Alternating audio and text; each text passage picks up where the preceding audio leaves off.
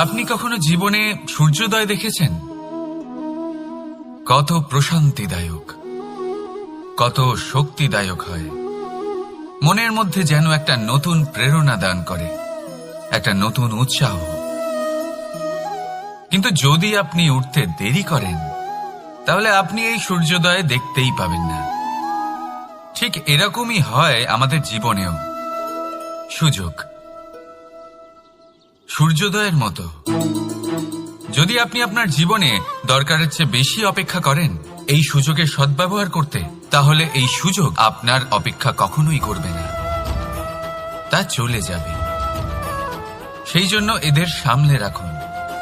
সঠিক সময় আসলে এই সুযোগের সদ্ব্যবহার করুন, নিজের কর্মকে সম্পূর্ণরূপে সার্থক করুন।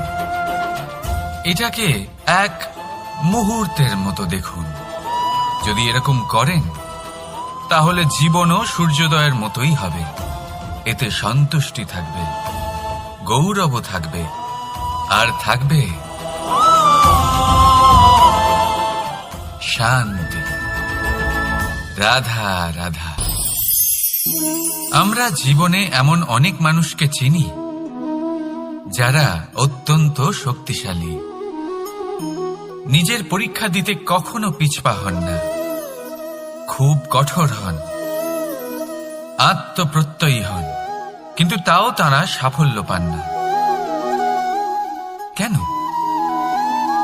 কি কারণ হতে পারে এর?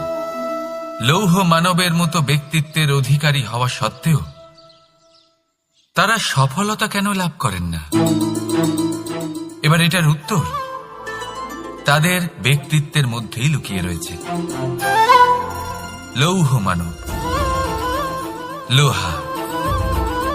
আপনি কখনো লোহাকে দেখে থাকবেন, অত্যন্ত শক্তিশালী, অত্যন্ত কঠিন, কিন্তু শুধু তখনই যখন সেটা শান্ত থাকে, শীতল থাকে। তাকে উত্তপ্ত করুন, তা আর কঠিন থাকবে না। তার উপরে এক আঘাত করুন আর তার আকৃতি বদলে যাবে। বুঝলেন? যদি আপনিও জীবনে নিজের শক্তি দিয়ে, নিজের নিরন্তর প্রচেষ্টা দিয়ে বড় কিছু করতে চান, তাহলে সর্বপ্রথম একে শান্ত করে রাখুন।